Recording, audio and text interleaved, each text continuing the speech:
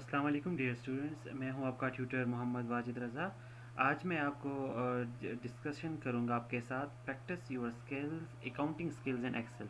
इस वीडियो में मैं आपको दिखाऊंगा कि आप एक्सेल सॉफ्टवेयर में कैसे अपनी एंट्रीज कर सकते हैं जनरल में, फिर ऑटोमेटिकली उनको जनरल लेजर में कैसे पोस्ट करेंगे और फिर वहां से ऑटोमेटिकली ट्रायल बैलेंस कैसे बनेगा। ये तीनों हम एक साथ करते चलेंगे ताकि आपको आसानी से पता चल सके कि कहीं आपके रिकॉर्ड में गलतियां तो नहीं हो रही। तो आइए एक्सेल में इस पिछली क्लास में हमने जनरल बनाया था और उसकी शेप हमारे पास कुछ यूं आई थी। बेहतरीन ये रहता है, वैसे प्रैक्टिस में तो ये होता है कि कंपनीज एंट्रीज करते जाते हैं और जब अच्छी खासी एंट्रीज जमा हो जाती हैं तो फिर उनको एक साथ जनरल लेजर में पोस्ट करते हैं। लेकिन मैं खुद ये तरीका प्रेफर करता हूँ कि आप जनरल लेजर और जर्नल एक साथ ही मेंटेन करें। मतलब जैसी एंट्री होती है उसको जनरल में भी लिखते जाएं और जनरल लेजर में भी लिखते जाएं। और अगर साथ ही आप इसके ट्रायल बैलेंस भी बना दें तो ये आपका काम बहुत ज़्यादा आसान कर देगा, क्योंकि आपको फिर वक्तन फ़वक्तन पता चलेगा कि आपसे गलती कहाँ हो रही है या फिर आपका रिकॉर्ड सही आ रहा है या नहीं आ रहा। लेट अस सपोज हमारी पहली एंट्री जो हमने की है वो ओनर ने बिजनेस के अकाउंट में पैसे जमा करवाए हैं। तो इस एंट्री के जनरल में हमने एंट्री कैसे की थी कि कैश को हमने डेबिट कर दिया था 10 लाख रुपीज़ से और ओनर इक्विटी क्रेडिट कर दी थी 10 लाख रुपीज़ से। तो अब मैं ये चाहता हूँ कि आप इसी वक्त जनरल लेजर क्रिएट करें। तो नेक्स्ट शीट में जाएं, उस शीट को रीनेम करें जनरल लेजर नेम के साथ। जब आप खोलेंगे तो यहाँ पे आप इस तरह का एक टी बनाएं। जैसे ही आप टी बनाते हैं उस टी के ऊपर आपने ये उस टी का टाइटल दे देना है। तो अगर जनरल में देखूँ तो सबसे पहली एंट्री मेरी कैश की हुई है, तो जनरल लेजर में मैं सबसे पहली एंट्री अपने लिए एक कैश का टी अकाउंट बना लूँगा। इसकी जो ऊपर सेल्स हैं इसको आप मर्ज करें। मर्ज कैसे करते हैं कि आप सेल सेलेक्ट करें, सपोज आप 4 सेल मर्ज करना चाहते हैं तो 1 2 3 4 ये सेलेक्ट करके होम पे जाएं और ये मर्ज क्लिक करें तो ये एक बड़ा सेल बन जाता है।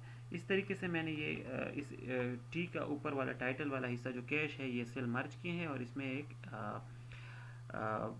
अकाउंट का टाइटल दे दिया है। अब आपने क्या करना है, जैसे ही यहाँ पे जनरल में आपको नज़र आए कि आपने कैश एंट्री की है 10 लाख रुपया, तो आपने फटाफट ये एंट्री पोस्ट कर देनी है जनरल लेजर में। अब ये पोस्ट कैसे करेंगे? अगर आप हाथ से करते हैं तो आप यहाँ आएंगे और यहाँ पे आप डेट लिखेंगे कि जनवरी 1 को आपने डेबिट किया है। ये कॉलम थोड़ा सा बड़ा कर दें, इसको अगर आपने बड़ा करना है तो ऊपर से पकड़ के इस तरह खींचेंगे तो ये बड़ा हो जाएगा। अब अगर आप देखें तो एंट्री हमने 10 लाख रुपए कैश जमा किए थे, तो अब उसको अगर मैं यहाँ लिखता हूँ तो मैं यूँ यहाँ पे टाइप कर दूंगा।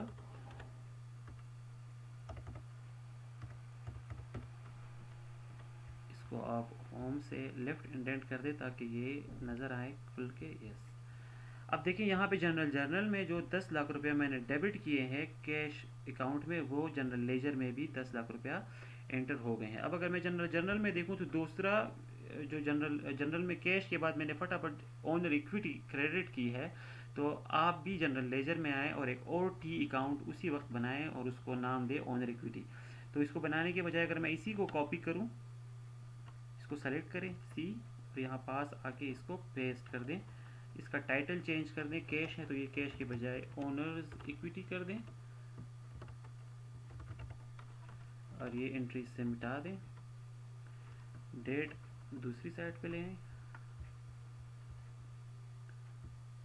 इसको डिलीट कर दें, इसके साइज एडजस्ट कर दें, ये थोड़ा सा बड़ा कर दें, यहाँ पे ये वाला थोड़ा बड़ा कर दें ताकि आपको एंट्री में आसानी रहे। अब देखें जो ओनर इक्विटी है वो क्रेडिट हुई है 10 लाख पे, तो मैं जनरल लेजर में आऊँगा और इसलिए ये डेट मैंने क्रेडिट साइड पे लेके आ गया हूँ। यहाँ पे आप 10 लाख रुपये में ये क्रेडिट कर दें, तो यहाँ पे ये मैं इसको कॉपी पेस्ट कर देता हूँ और ये आपके पास एंट्री जनरल लेजर में आ गई। लेकिन ये जो मैनुअल कर रहा हूँ ये तरीका ठीक नहीं रहता, क्योंकि इससे आपकी गलतियाँ भी हो सकती है, कोई एंट्री मिस भी हो सकती है। तो बजाय इसके कि इसको मैं मैनुअल करूँ, इन दोनों शीट्स को जनरल लेजर को और जनरल को मैं लिंक कर सकता हूँ। लिंक कैसे करूँगा, इसको मैं वापस डिलीट कर देता हूँ। मैं यूँ करूँगा कि कैश है तो कैश पे मैं यहाँ लिख दूँगा इज़ इक्वल टू। अब इज़ इक्वल टू फिर मैं जनरल वाला शीट क्लिक करूँगा, वहाँ पे कैश ये ऊपर टॉप पे 10 लाख रुपए जो है इसको मैं क्लिक करूँगा। ये ऊपर आप देखें यहाँ पे ये आ गया है कि जनरल लेजर को आपने सेलेक्ट किया है और E3 सेल जो है उसको आपने सेलेक्ट किया है, जो बिल्कुल ठीक है। इसको एंटर करें तो ये देखें खुद ब खुद यहाँ पे 10 लाख रुपया डेबिट हो गया है। ओनर इक्विटी में आप क्रेडिट वाले साइड पे जाएं, वहाँ पे लिखें इज इक्वल टू, दोबारा जर्नल शीट पे आएँ और ओनर इक्विटी यहाँ पे 10 लाख रुपए क्रेडिट है तो इसको क्लिक करें और एंटर करें, तो ये खुद बहुत यहाँ पे आसानी से शिफ्ट हो जाएगा। अब लेट अस सपोज मैं एक और एंट्री करता हूँ। 2 जनवरी को हमने ज़मीन खरीदी है 1 लाख रुपए की, जिसकी जनरल एंट्री बनती है लैंड 1 लाख रुपीज़, और इसके लिए हमने कैश पेमेंट की है तो कैश क्रेडिट हो जाएगा 1 लाख रुपीज़ से। तब अगर मैं जनरल लेजर में आके देखूँ तो कैश का अकाउंट ऑलरेडी मेरे पास है, लेकिन लैंड का अकाउंट मेरे पास नहीं है। तो इसको मैं कॉपी कर देता हूँ और यहाँ साथ ही एक अकाउंट लैंड का भी बना देता हूँ। तो यहाँ पे मैं साथ में इसको पेस्ट कर देता हूँ। साइज़ को थोड़ा सा एडजस्ट करें, इसके टाइटल को चेंज करके लैंड कर दें, और ये जो एंट्रीज यहाँ पे हुई हैं इसको मिटा दें। अब देखें जो जर्नल में लैंड है वो डेबिट हुआ है 2 जनवरी को, तो ये डेट कॉपी करें, जनरल लेजर में आए, ये यहाँ पे पेस्ट कर दें। क्योंकि ये डेबिट है तो इसके डेबिट वाली साइड पे मैं इस इक्वल टू लिखूँगा, वापस जनरल में जाके जो लैंड है उसी एंट्री को सेलेक्ट करूँगा और एंटर करूँगा। अब जो एंट्री है उसको दोबारा दें कि लैंड वाला हिस्सा तो हो गया है, लेकिन ये कैश वाला हिस्सा भी पोस्ट नहीं हुआ। तो कैश वाले हिस्से को पोस्ट करने के लिए मैं दोबारा जनरल लेजर पे जाऊंगा। क्योंकि कैश ऑलरेडी है हमारे पास तो दोबारा से कैश अकाउंट बनाने की ज़रूरत नहीं है। अब ये डेबिट साइड पे एंट्री नहीं है कैश के, क्रेडिट साइड पे है, तो यहाँ पे मैं ये डेट पोस्ट कर देता हूँ, और बजाय इसके कि मैं डेबिट पे इज इक्वल टू लिखूँ, इस बार मैं क्रेडिट पे लिख दूँगा और इज इक्वल टू जनरल में जाके देखूंगा कैश की एंट्री कहाँ है, ये है कैश की एंट्री, और इसको मैं यूँ क्लिक कर दूंगा। अब ये देखते जाएं कैश, ओनर इक्विटी और लैंड 3 अकाउंट हमारे पास हो गए हैं। अब इस वक्त असल में बुक्स में तो हमें ये पढ़ाया जाता है कि आप जब जनरल लेजर और जर्नल कंप्लीट कर लेते हैं तो उसके बाद आप अपना ट्रायल बैलेंस बनाएं, लेकिन मैं यहाँ पे प्रेफर करूँगा कि आप इसी वक्त जब आप एक एंट्री कर रहे हैं उसी वक्त आप अपना ट्रायल बैलेंस बनाएं, तो उसमें फिर आपकी गलती के चांसेस कम होते हैं। तो लेट्स सी कि हम क्या करते हैं। एक नया शीट खोलें, उसको रीनेम करें और वहाँ पे लिख के ट्रायल बैलेंस, और फिर ऐसे यहाँ पे इस तरह की एक शेप बनाएं। पहले सेल मर्ज करें, पहले रो में कंपनी का नाम लिख के, दूसरे में स्टेटमेंट का नाम, तीसरे में डेट्स। अच्छा जी, इसको मैं मिटा देता हूँ ताकि बिल्कुल शुरू से आपको बता सकूँ।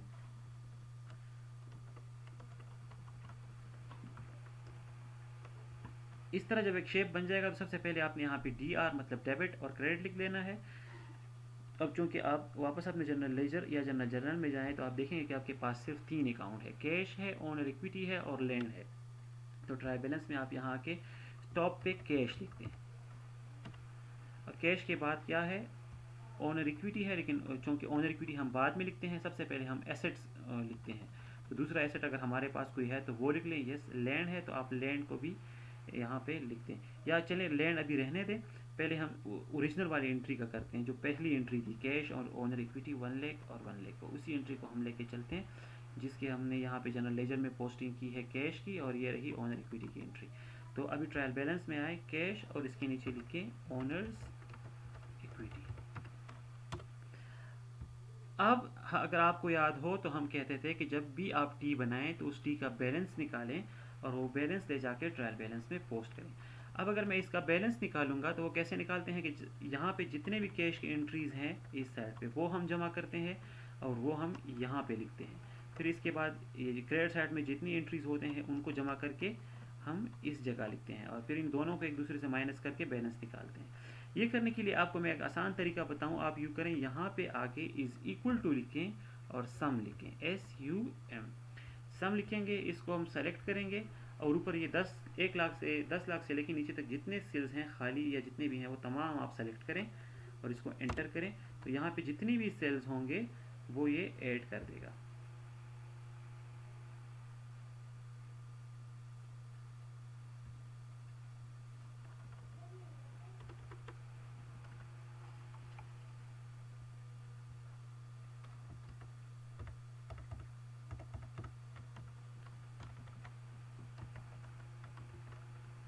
इस तरफ दूसरी तरफ भी जितने सेल्स हैं वो भी ऐड कर दें, इज इक्वल टू SUM, और ये सेल सारे ऐड कर दें। आप नीचे आके इसका बैलेंस निकालने अगर आप चाहें तो यहाँ पे आप लिखिए इज इक्वल टू, ये ऊपर डेबिट साइड वाला जो है उस पर क्लिक करें, फिर माइनस लिखिए, और जो क्रेडिट साइड वाला है इस पर क्लिक करें, तो ये आपको बैलेंस दे देगा। अब अगर ओनर इक्विटी आप देखें तो चूँकि एंट्री हमारी पहली ये थी कि हमने कैश जमा किया था 10 लाख रुपए, तो उसको हमने कैश डेबिट किया और ओनर इक्विटी क्रेडिट करी 10 लाख रुपए पे। तो ये ओनर इक्विटी वाली साइड पे भी ये बैलेंस वाले फिगर बनाएं, इसको इज इक्वल टू SUM ये सारे सेलेक्ट करें, और दूसरी वाली साइड पे भी ये सारे ऐड कर दें। ओनर इक्विटी का बैलेंस हमेशा क्रेडिट साइड पे आएगा, तो इसलिए मैं यहाँ पे ये बैलेंस निकाल देता हूँ। इज इक्वल टू, ये ऊपर वाला सेलेक्ट करें, माइनस ये दूसरा वाला, ये हो गया। अब इसके बैलेंस निकल आए हैं, अब इसको ट्रायल बैलेंस के साथ भी इसी वक्त लिंक कर देते हैं। तो ट्रायल बैलेंस में आप जाएं, वहाँ पे आप देखिए आपने कैश लिखा है और ओनर इक्विटी लिखी है। तो यूँ तो मुझे याद है कि कैश हमारे पास 10 लाख रुपए है, लेकिन मैं इस तरह हाथ से नहीं लिखूंगा क्योंकि ये फिर किसी भी वक्त ये कैश चेंज होगा तो आपके लिए मसले बनेंगे। तो बजाय से कि आप इसको हाथ से लिखें, यहाँ पे आप आके इस कैश वाली जगह पे आप आएँ और इसको यहाँ पे लिखिए इज इक्वल टू।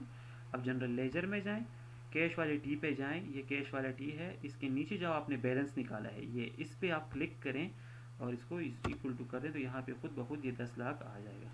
नीचे ओनर इक्विटी है उसको आप इज इक्वल टू कर दें, लेकिन ये अगर मैं यहाँ लिखूंगा तो ये गलत होगा क्योंकि ये डेबिट के नीचे मैं लिख रहा हूँ। ये हमें याद होना चाहिए कि ओनर इक्विटी हमेशा क्रेडिट वाली साइड पे होती है, तो इसको मैं यहाँ पे नहीं बल्कि ये क्रेडिट वाले साइड पे कर दूंगा, इज इक्वल टू। अब जनरल लेजर में जाएँ, ओनर इक्विटी वाला टी ढूंढे, वहाँ पे ये है उसका बैलेंस, यहाँ पे हमने निकाला है, इसको क्लिक करें और एंटर करें। अब ये नीचे इसका बैलेंस आना चाहिए। ट्रायल बैलेंस मैंने आपको बताया था कि हमेशा डेबिट और क्रेडिट साइड बैलेंस होने चाहिए, तभी आपका ट्रायल बैलेंस ठीक होगा। तो यहाँ नीचे आखिर में आप इज इक्वल टू सम जमा करें और ये ऊपर जितने भी डेबिट के कॉलम है इस तमाम को ऐड कर दें। साथ में आप ये क्रेडिट वाला भी सारा ऐड कर दें, सम और फिर जितने भी ऊपर हैं ऊपर तक ये सारे ऐड कर दें।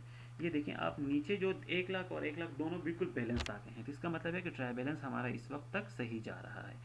अब वापस जाते हैं जनरल में और एक दूसरी एंट्री करते हैं जो कि हमने ऑलरेडी की हुई है। दूसरी एंट्री ये थी कि हमने ज़मीन खरीदी है नकद पैसे देके, तो ये एंट्री इस तरह की है। अब अगर इस एंट्री को मैं जनरल लेजर में पोस्ट करता हूँ तो मैं जनरल लेजर पे आऊँगा और एक नया टी बनाऊँगा जिसको मैं लैंड का नाम दूँगा। ये मैंने पहले से बनाया हुआ है। ये एंट्री 2 तारीख की हुई है, ये अब देखें 2 जनवरी को, तो इसलिए मैंने यहाँ जनरल लेजर में लैंड के डेबिट साइड पे 2 जनवरी लिखा है। अब ये कितने पैसों का हुआ है, तो यहाँ मैं इज इक्वल टू लिखूँगा, जनरल में जाऊँगा, जहाँ पे लैंड वाली कीमत है वो क्लिक करूँगा, ये क्लिक कर दी, ये यहाँ पे ऑटोमेटिकली अपडेट हो गया है। अब इसका दूसरा हिस्सा कैश का है, वो भी 2 जनवरी को हुआ है, तो लेकिन इस बार ये देखें जनरल में ये लैंड कैश जो है ये डेबिट नहीं हुआ, ये क्रेडिट हुआ है, इसलिए मैं जनरल लेजर पे क्रेडिट साइड पे आके इज इक्वल टू लिखूँगा और जनरल पे दोबारा जाके जहाँ पे कैश है वो क्लिक करूँगा, तो ये यहाँ पे अपडेट हो जाएगा। और नीचे आप देखते जाएं ये बैलेंस भी खुद ब खुद अपडेट हो गया। पहले 10 लाख था, अब ये बैलेंस 9 लाख रह गया है। 9 लाख क्यों रहता है, क्योंकि 10 लाख डेबिट हुआ था और 1 लाख अभी इसकी हमने ज़मीन ले ली है, तो बैलेंस में हमारे पास 9 लाख रुपया आ गया है। इस तरह ये लैंड वाला जो अकाउंट है इसका भी बैलेंस निकालें। बैलेंस कैसे निकालते हैं, वही पुराना तरीका कि इज इक्वल टू SUM सम लिखें और ये कॉलम पूरा ऐड करें, ताकि अगर इसमें वैल्यूज़ हम एंटर करते जाएं तो वो बाकायदा ऐड होते जाएं। इस तरह ये क्रेडिट साइड वाला भी सारा ऐड कर दें। अभी तक हमने क्रेडिट साइड में कोई एंट्री नहीं की क्योंकि ज़मीन हमने सिर्फ ख़रीदी है, बेची नहीं है, इस वजह से वहाँ पे ज़ीरो आ रहा है। इसका बैलेंस निकालें, इज इक्वल टू ये वाला अमाउंट माइनस ये वाला अमाउंट, इसका बैलेंस आ गया, इसको सेव कर दें। अब ट्रायल बैलेंस में चूँकि एक एंट्री और हो गई है तो अब हम अपना ट्रायल बैलेंस चेंज करते हैं। तो ट्रायल बैलेंस चेंज करते हैं तो यहाँ पे अभी कैश और इक्विटी है। जनरल लेजर में जाएं, हमारे पास है लैंड, इक्विटी और कैश। तो लैंड कैश और ओनर इक्विटी पहले से ट्रायल बैलेंस में मौजूद है लेकिन लैंड नहीं है, इसलिए मैं ट्रायल बैलेंस में लैंड ऐड कर देता हूँ। लैंड आप यहाँ नीचे भी लिख सकते हैं इस तरह, लेकिन बेहतरीन ये रहता है कि जो एसेट्स होते हैं वो आप पहले लिखें। तो ये ओनर इक्विटी को आप यहाँ से कंट्रोल X करके कट करें, इसको थोड़ा सा नीचे ले आएँ, ऊपर जगह बनाएं, इस जगह में भी हम लैंड एंटर कर देते हैं। ये मैं इसलिए नीचे लेके आया हूँ क्योंकि पहले एसेट लिखते हैं, उसके बाद लाइबिलिटीज़, उसके बाद ओनर इक्विटी। चूँकि लैंड एक एसेट है इसके लिए मैंने ऊपर जगह बना ली है। लैंड, अब लैंड कितने रुपयों का लिया है, तो यहाँ आप हाथ से नहीं लिखिए बल्कि यहाँ इज इक्वल टू लिखिए, जनरल लेजर में जाएँ और वहाँ पे जो लैंड वाला फिगर है उसको क्लिक करिए। और ये आप देखें ऊपर कैश 10 लाख था, लेकिन ये खुद ब खुद ऑटोमेटिकली 9 लाख रुपया हो गया है। 9 लाख इसलिए हो गया है क्योंकि हमने जनरल लेजर में चेंजेस किए हैं। यहाँ पे ये बैलेंस 9 लाख आ रहा है, तो जो हमने लिंक किए हैं वो ऑटोमेटिकली उधर ट्राई बैलेंस में भी लिंक हो रहा है। और अब आप नीचे बैलेंस देखें, 10 लाख दोनों अभी बिल्कुल बराबर आ रहे हैं, तो ट्राई बैलेंस हमारा बिल्कुल ठीक जा रहा है। लेट अस सपोज एक और एंट्री करते हैं, 3 जून को एक और एंट्री करते हैं और देखते हैं कि उसका क्या असर पड़ता है। 3 जून को हम एक एंट्री करते हैं।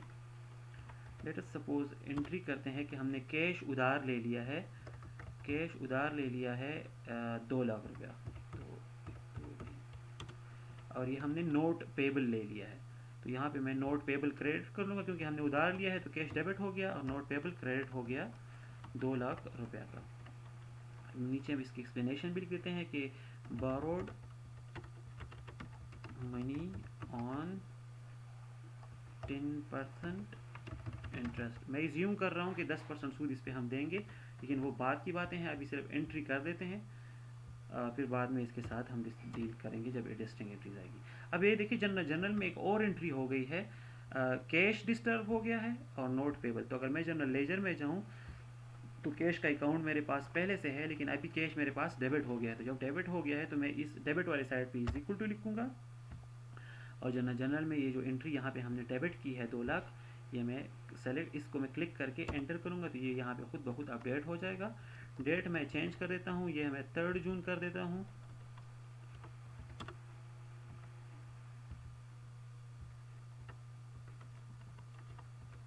थर्ड जनवरी आ गया। अब दूसरी जो एंट्री है जनरल में वो है जनाब, आपने नोट पेबल ले लिया है, नोट पेबल आपका आ गया है। लेकिन अगर मैं जनरल देखूँ तो इसमें नोट पेबल हमारे पास नहीं है, इसलिए मैं ये टी कॉपी कर लेता हूँ क्योंकि हमें एक और टी की ज़रूरत है जो नोट पेबल का जिसमें रिकॉर्ड रख सकें। इसको मैं यहाँ कॉपी पेस्ट कर देता हूँ। इसके सेल के साइज़ को मैं थोड़ा एडजस्ट कर लूँगा।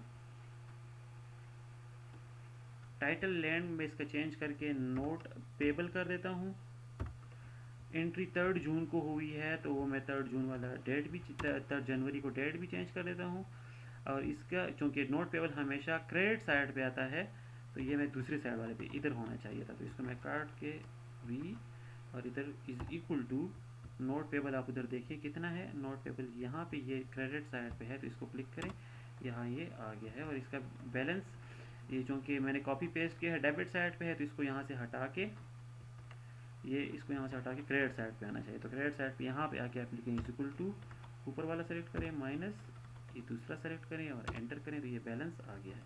अब अगर मैं ट्रायल बैलेंस पे जाऊँ तो वहाँ देखूँ तो कैश लैंड ओनर इक्विटी है, लेकिन नोट पेबल का अभी तक हमारे पास रिकॉर्ड नहीं है। तो मैं ये ओनर इक्विटी और नीचे कर देता हूँ क्योंकि ओनर इक्विटी लाइबिलिटीज़ के बाद आता है।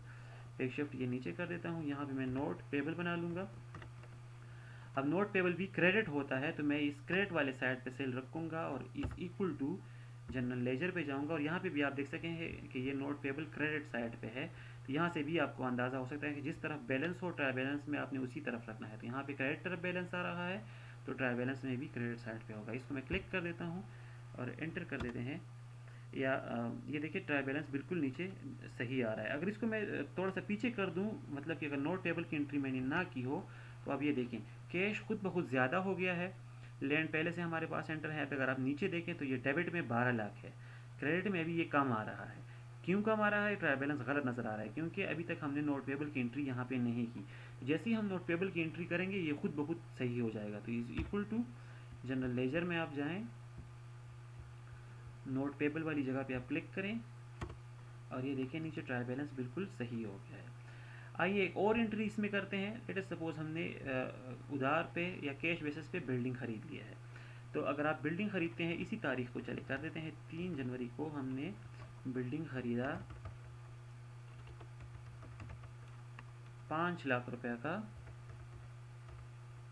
और इन 5 लाख में 2 लाख रुपए हमने कैश दिए, या चले 2,50,000 हमने कैश पेमेंट की और 2,50,000 हम पे कर्ज आ गया। तो 2,50,000 में सॉरी यहाँ पे मैं कैश लिख दूँगा। कैश कितना चला गया? 2,50,000 रुपये हमने कैश पेमेंट की तो क्रेडिट हो गया, और 2,50,000 हम उधार है वो हमारा बाद में देंगे। तो इसको मैं कर देता हूँ अकाउंट या फिर चलिए नोट पेबल कर देते हैं। नोट पेबल कितना आ गया, 2,50,000। नीचे मैं इसकी एक्सप्लेनेशन लिख दूंगा कि purchase building on partial cash payments and the remaining amount will be paid in 2 years। इसका साइज छोटा कर दें,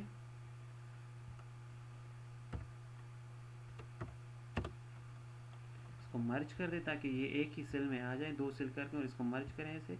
और फिर मर्ज करने के बाद इसके मर्ज के ऊपर ये ऑप्शन होता है रैप टेक्स्ट, ये दबाएं तो ये एक सेल में इस तरह आ जाएगा। अब अगर मैं ट्रायल बैलेंस में देखूं तो मेरे पास सॉरी जनरल लेजर में अगर मैं देखूं तो बिल्डिंग का टी भी नहीं है। तो सबसे पहले आप बिल्डिंग के लिए टी अकाउंट बनाएं। चलिए मैं ये कॉपी कर देता हूं ताकि आसानी रहे।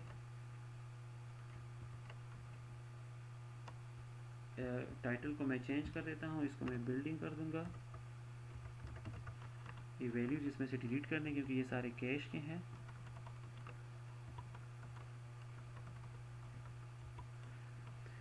एंट्री हुई है 3 जनवरी को, ये ऊपर है तो मैं इसी को कॉपी कर देता हूँ। बिल्डिंग हमने लिया है तो इसको इज इक्वल टू जनरल में जाके बिल्डिंग वाली एंट्री पे क्लिक करें, ये आ गया है। और नीचे इसका बैलेंस भी आ गया होगा, यस इसका बैलेंस भी, चूँकि मैंने कॉपी पेस्ट किया है तो बैलेंस इसका पहले से आ गया है। अब दूसरी एंट्री इसकी कैश है तो कैश थी हमारे पास पहले है, तो मैं जनरल लेजर में आके उसी कैश वाली एंट्री जो जनरल लेजर है उधर क्रेडिट कर दूंगा, इज इक्वल टू। अब जाके जनरल में कैश वाली जगह पे क्लिक करें और आखिर में इसकी है नोट पेबल, जो कि नोट पेबल हमारे पास टी है तो इसी में हम एंट्री कर देते हैं 3 जून की, इज इक्वल टू जनरल में आए और नोट पेबल वाली अमाउंट पे क्लिक करें। अब जाके देखें कि ट्रायल बैलेंस का क्या हाल है। ट्रायल बैलेंस इस वक्त हमारे पास बैलेंस नहीं आ रहा क्योंकि यहाँ पे अभी तक बिल्डिंग की एंट्री नहीं हुई। तो बिल्डिंग चूँकि एक एसेट है तो ये नोट पेबल से भी ऊपर आएगा, तो ये नोट पेबल और ओनर इक्विटी को आप कंट्रोल एक्स करके नीचे करें और यहाँ पे बिल्डिंग लिखें। बिल्डिंग कितना है, डेबिट साइड पे है, is equal to general ledger पे जाएं, देखें बिल्डिंग आपका कहाँ है, ये बिल्डिंग है, इसका बैलेंस देखें, ये बैलेंस है, इसको क्लिक करें और इसको सेव करें। नीचे देखें ये ट्रायल बैलेंस आपका खुद ब खुद ही बैलेंस हो रहा है, मतलब जितने आप एंट्रीज करते जा रहे हैं ट्रायल बैलेंस आपका खुद ब खुद एडजस्ट हो रहा है।